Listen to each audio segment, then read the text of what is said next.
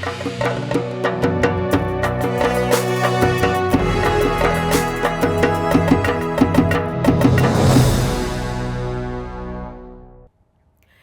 पहले बात इसरो के एक और महत्वाकांक्षी प्रोजेक्ट गगनयान की।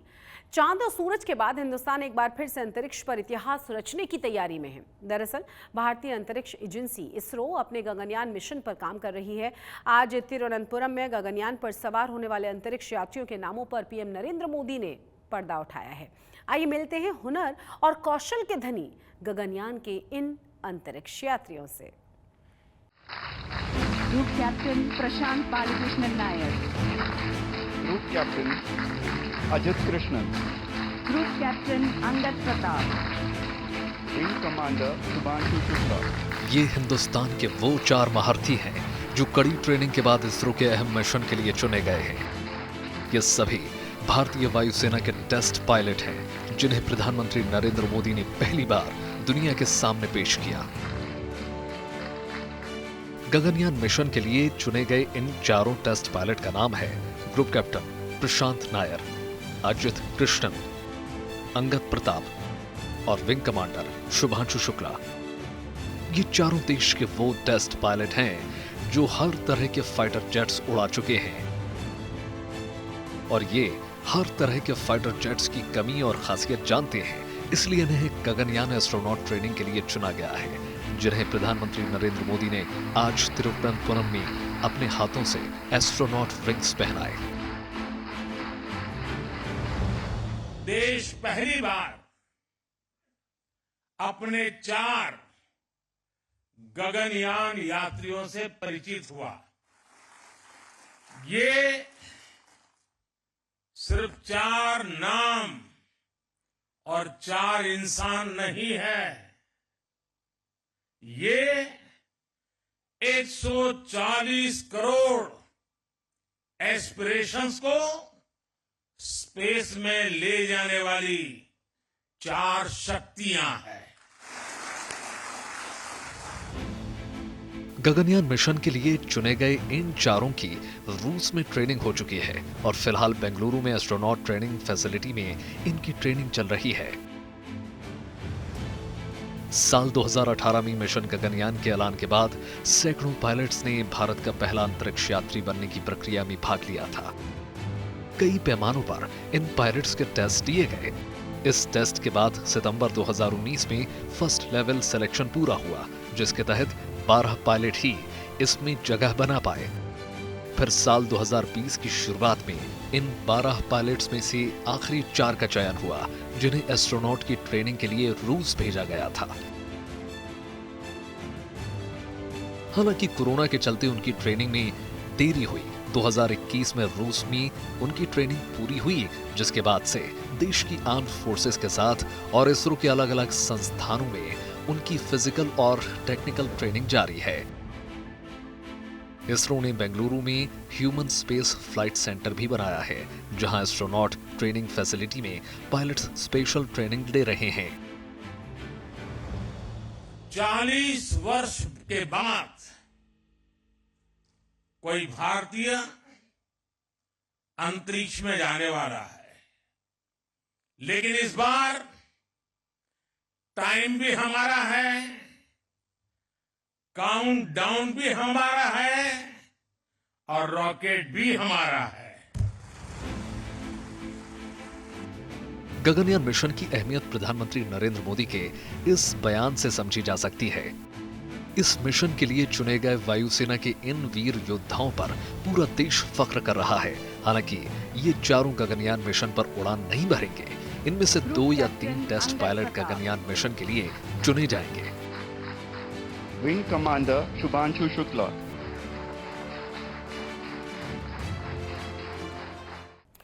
भारत के पहले मानव अंतरिक्ष उड़ान मिशन गगनयान के लिए आज जहां अंतरिक्ष यात्रियों के नाम की घोषणा हुई है, तो वहीं गगनयान मिशन को कामयाबी की उड़ान देने के लिए इसरो की तरफ से तैयारियां और ज्यादा पुख्ता की जा रही हैं।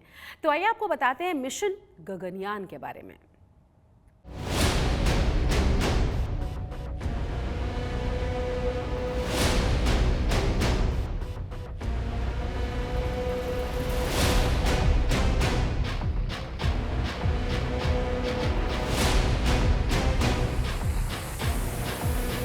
Ladies and gentlemen, please welcome with a huge round of applause our nation's pride, the astronaut designates for prestigious Gaganyaan mission.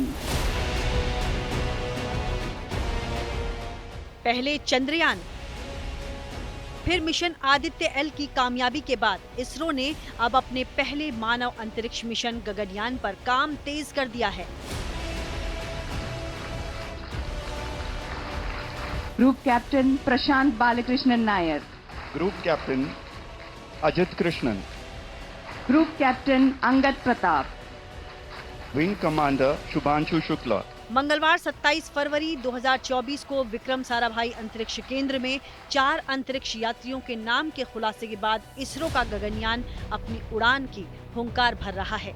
बता दें कि इसरो ने साल 2018 में मिशन गगनयान का ऐलान किया था और साल 2023 तक आते आते तमाम बाधाओं और चुनौतियों से पार पाते हुए इसरो ने गगनयान मिशन की पहली टेस्ट फ्लाइट लॉन्च कर एक इतिहास रच डाला।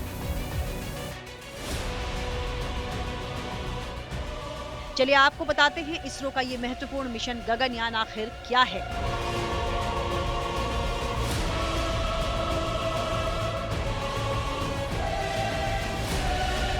गगनयान एक स्पेस मिशन है। क्रू मॉड्यूल के अंदर ही ये भारतीय अंतरिक्ष यात्री यानी गगननॉट्स बैठकर धरती के चारों तरफ 400 किलोमीटर की ऊंचाई वाली निचली कक्षा में चक्कर लगाएंगे। इसरो के अनुसार इस मिशन के लॉन्च होने के 3 दिन बाद अपने 4 अंतरिक्ष यात्रियों को वापस धरती पर लैंड कराया जाएगा, लेकिन इन सभी कवायदों से पहले इसरो कई स्तर पर यह सुनिश्चित कर रहा है कि इस मिशन में कोई कमी न रह जाए, इसलिए वो टेस्ट फ्लाइट कर रहा है। स्पेस मिशन गगनयान में 90 बिलियन रुपए खर्च होने का अनुमान है। गगनयान मिशन का अंतिम चरण तब खत्म होगा जब अंतरिक्ष यान में 4 यात्रियों को बैठाकर भेजा जाएगा। कुल मिलाकर धरती से बाहर सुदूर अंतरिक्ष में अनंत रहस्यों को खोजने की रेस में भारत तेज गति से अपने कदम आगे बढ़ा रहा है।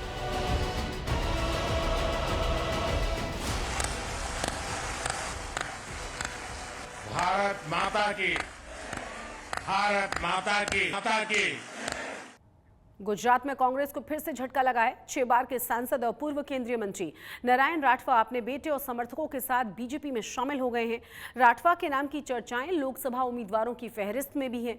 राठवा के साथ कांग्रेस के 10,000 छोटे बड़े नेता भी बीजेपी की शरण में आ गए हैं।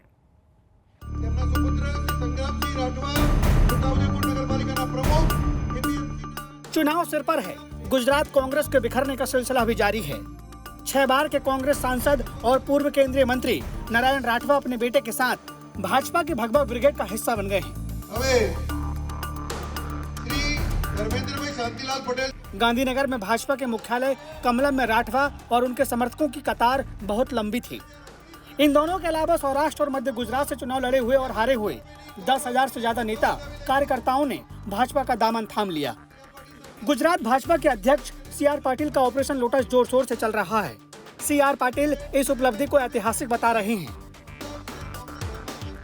એટલા માટે તમે ભારતીય જનતા પાર્ટીમાં આવ્યા છો એ વાત તમે ઠોકીને કહી શકો છો કે આવું નેતૃત્વ જ્યારે દેશને મળતું હોય, આ દેશના નેતૃત્વ સાથે એનો ફાયદો આપણા ગુજરાતને મળે, આપણા દરેક શહેરોને મળે, એમાં તમારો પણ ભાગ હોય, તમારો પણ સહયોગ હોય અને એટલા માટે તમે આજે ભારતીય જનતા પાર્ટી સાથે જોડાવ છો।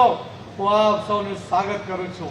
હું આપને વિશ્વાસ અપાવું છું કે આવો આપણે સાથે મળીને નરેન્દ્ર મોદી સાહેબના હાથ પણ મજબૂત કરીએ, આપણે અમદાવાદને મજબૂત કરીએ, આપણે ગુજરાતના દરેક શહેર અને ગામને મજબૂત કરીએ। आपको बता दें कि चुनाव से कई महीने पहले से गुजरात में भाजपा का भर्ती अभियान जारी है। ये भी दिलचस्प है कि मंगलवार यानी 27 फरवरी को राज्यसभा टर्म खत्म होने से पहले नारायण राठवा अपने बेटे के साथ भाजपा में शामिल हुए। आज तक से खास बातचीत में उन्होंने कहा कि हमारी भाजपा से कोई डील नहीं हुई, लेकिन जब 60% से ज्यादा कार्यकर्ता भाजपा से जुड़ गए हैं तो उनके पास और कोई विकल्प नहीं बचा। देखो, मेरा टर्म खत्म हो रहा है, अभी मार्च में खत्म हो जाएगा। मेरे को कांग्रेस से कोई नाराजगी नहीं है। हमारे एरिया में जो ऑल ओवर हमारी जो लोकसभा कॉन्स्टिट्यूंसी है उसके अंदर मैंने 5 बार लोकसभा जीता, 8 बार चुनाव लड़ा। इन बिटवीन हमारे जो वोटर्स, हमारे जो नीचे कार्यकर्ता है, वो कार्यकर्ता लगभग 60% बीजेपी ज्वाइन कर लिया। अभी 60% ज्वाइन कर लिया। कुछ लोग मेरे पास है तो उनको भी काम में पंचायत का, गांव का विकास की ग्रांट जो आती है उसमें भी उसको अन्याय होता है, तो मेरी वजह से इनको नुकसान होता है। छोटा उदयपुर लोकसभा क्षेत्र से आने वाले राठवा साल 2019 में वहां से लोकसभा का चुनाव हार चुके हैं। यूपीए सरकार में रेल राज्य मंत्री भी रह चुके हैं। आदिवासी क्षेत्र में कांग्रेस का मजबूत चेहरा माने जाने वाले राठवा के आने से बीजेपी की ताकत में यहाँ बहुत बड़ा इजाफा हुआ है। राठवा के साथ उनके बेटे संग्राम राठवा भी भाजपा से जुड़ गए हैं। नारायण राठवा के भाजपा में आने के कयास तो लंबे समय से लग रहे थे, लेकिन कहा जा रहा है कि बेटे के राजनीतिक भविष्य को बनाने के लिए नारायण राठवा भाजपा में आए। संग्राम राठवा ने क्या कहा, आप भी सुनिए। Leadership is action, leaders always leads. मैंने मेरा फ्यूचर, मैं संगठन में काम करने वाला हूँ, मैं मजदूरी करूँगा संगठन में, मैं उस तरह का आदमी हूँ। मुझे मेरा फ्यूचर बनाना है। I am also a self leader, my father is also a self leader, so we will try our best for the development of our people.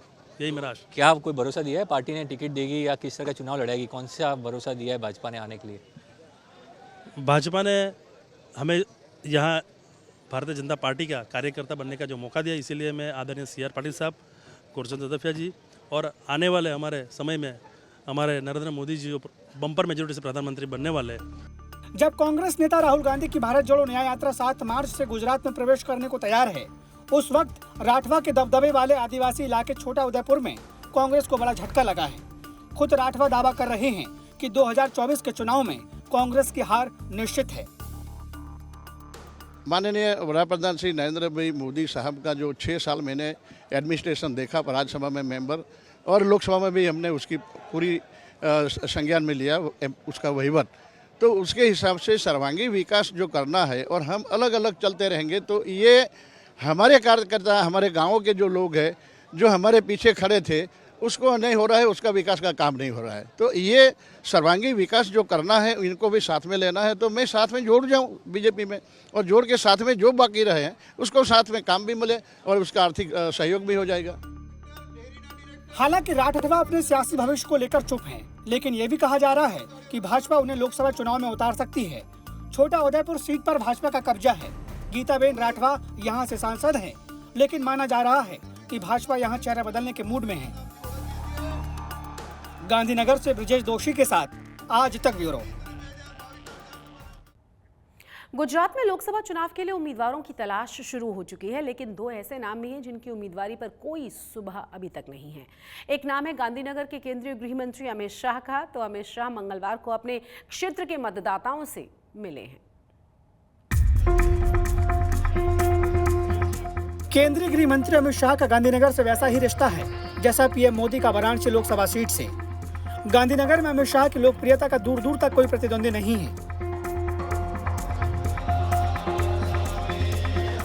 मंगलवार को अपने व्यस्त कार्यक्रम से समय निकालकर अमित शाह अपने संसदीय क्षेत्र में थे।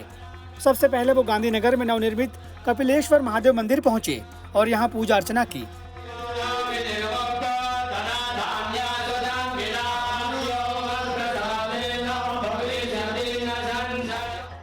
अमित शाह ने गांधीनगर के कलोल में श्री स्वामीनारायण विश्व मंगल गुरुकुल के Swaminarayan institute of medical science and research के नए भवन का भी उद्घाटन किया। यहाँ हॉस्पिटल के अलावा मेडिकल कॉलेज खुलने से मरीजों के इलाज के साथ राज्य की मेडिकल बैठकों में बढ़ोतरी होगी। इसके बाद अमित शाह कड़वा पाटीदार समुदाय के रजत जयंती समारोह के मौके पर सामूहिक विवाह समारोह का हिस्सा बने। केंद्रीय गृह मंत्री सभी वर वधुओं से एक-एक कर मिले और अपनी शुभकामनाएं दी। गुजरात के सीएम भूपेंद्र पटेल के साथ गांधीनगर की विकास परियोजनाओं के उद्घाटन और शिलान्यास कार्यक्रम में शामिल हुए। आपको बता दें कि 2019 के बाद 2024 में भी अमित शाह का इस सीट से लड़ना अब लगभग तय है। गांधीनगर सीट से सोमवार को हुई सेंस प्रक्रिया महज औपचारिकता ही मानी जा रही है। नवसारी से भाजपा अध्यक्ष CR पाटिल और गांधीनगर से अमित शाह के लिए कार्यकर्ता कुछ भी कर गुजरने को तैयार हैं। गुजरात में लोकसभा चुनाव को लेकर भाजपा ने अपने सभी सीटों के लिए तैयारी शुरू की है। आज जो है सभी 26 सीटों के लिए सेंस प्रक्रिया शुरू की गई थी, जिसके अंदर 2 महत्वपूर्ण सीटें, जो 2 वीआईपी सीटें हैं, नवसारी और गांधीनगर, वहां से जो है वो दिलचस्प वाकया सामने आया है। सिर्फ एक एक नाम का जो है वो प्रस्ताव रखा गया है। कार्यकर्ताओं की ओर से पूरा समर्थन दिया गया कि गांधीनगर लोकसभा के लिए केंद्रीय गृह मंत्री अमित शाह का नाम जो है वो रखा गया, और साथ ही नवसारी लोकसभा के लिए भाजपा के जो प्रदेश अध्यक्ष है CR पाटिल, उनका नाम रखा गया। कोई चर्चा या फिर किसी की जरूरत नहीं है, कार्यकर्ताओं का साफ मत था। मंगलवार को ही अमित शाह ने युवा मतदाताओं से आगामी लोकसभा 2024 के चुनाव के लिए मेरा पहला वोट देश के लिए अभियान में शामिल होने का आग्रह किया। केंद्रीय गृह मंत्री ने अपने सोशल मीडिया प्लेटफॉर्म X पर युवाओं को इस अभियान को सफल बनाने का आग्रह किया। कुल मिलाकर भाजपा ने लोकसभा चुनाव के लिए अपना पूरा रोड मैप तैयार कर लिया है। गांधीनगर से अतुल तिवारी के साथ ब्रजेश दोषी, आज तक ब्यूरो। गुजरात के तमाम ग्रांट प्राप्त कॉलेजेस के अध्यापक सहायक वेतन बढ़ोतरी की मांग के लिए धरना प्रदर्शन कर रहे हैं। गुजरात सरकार ने राज्य के फिक्स वेतन पाने वाले कर्मचारियों के वेतन में 30% की बढ़ोतरी की बात कही है, लेकिन अध्यापक सहायकों को इस लाभ से दूर रखा गया है। इनकी शिकायत यह है कि कॉलेजेस में पढ़ाने वाले टीचर्स को जो PhD तक नहीं पढ़ाई पूरी करने में 10 से 15 साल लगा चुके हैं, स्कूल के टीचर्स से भी कम वेतन पर काम करने के लिए वो मजबूर हैं। हमारे संवाददाता अतुल तिवारी ने इन शिक्षकों से बात की है, सुनिए। मैं नहीं, सभी कार्यकर्ता भारतीय जनता पार्टी के उम्मीदवार को जिताने के लिए काम करेंगे। नहीं, अपेक्षा तो सबको रहती है, लेकिन इतना पुराना कार्यकर्ता हूँ तो अपेक्षा रखना वो भी कोई गलत बात नहीं है, लेकिन टिकट मिले नहीं मिले उससे कोई फर्क नहीं पड़ता। गुजरात के तमाम ग्रांट प्राप्त कॉलेजेस के अध्यापक सहायक अध्यापक वेतन बढ़ोतरी की मांग को लेकर धरना प्रदर्शन कर रहे हैं। गुजरात सरकार ने राज्य के फिक्स वेतन पाने वाले कर्मचारियों की वेतन बढ़ोतरी 30% तक करने की बात कही है, लेकिन अध्यापक सहायकों को इस लाभ से रखा गया है दूर। इनकी शिकायत अब यह है कि कॉलेजेस में पढ़ाने वाले टीचर्स जो कि PhD करने में लगभग 10 से 15 साल खर्च करते हैं, स्कूल के टीचर से भी कम वेतन पाने के लिए मजबूर हैं। हमारे संवाददाता अतुल तिवारी ने इन शिक्षकों से बात की है, सुनिए जरा इनका दर्द। देश के पहले बुलेट ट्रेन प्रोजेक्ट पर काम तेजी के साथ किया जा रहा है। गुजरात के बाद अब मुंबई में इस कॉरिडोर के हिस्से का निर्माण रफ्तार पकड़ रहा है। इससे सबसे ज्यादा खास है उस अंडरग्राउंड टनल का निर्माण जो समुद्र के नीचे से गुजरेगी, और दूसरा BKC स्टेशन है। इन दोनों के निर्माण में तेजी लाई जा रही है ताकि तय समय सीमा पर काम पूरा किया जा सके। हमारी इस रिपोर्ट को देखिए।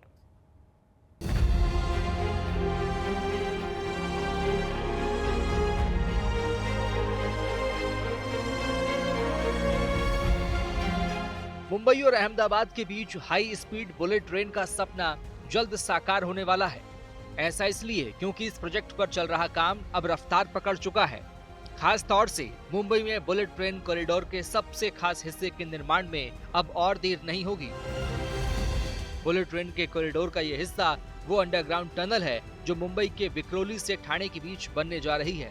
यह देश में सबसे लंबी अंडरग्राउंड टनल होगी।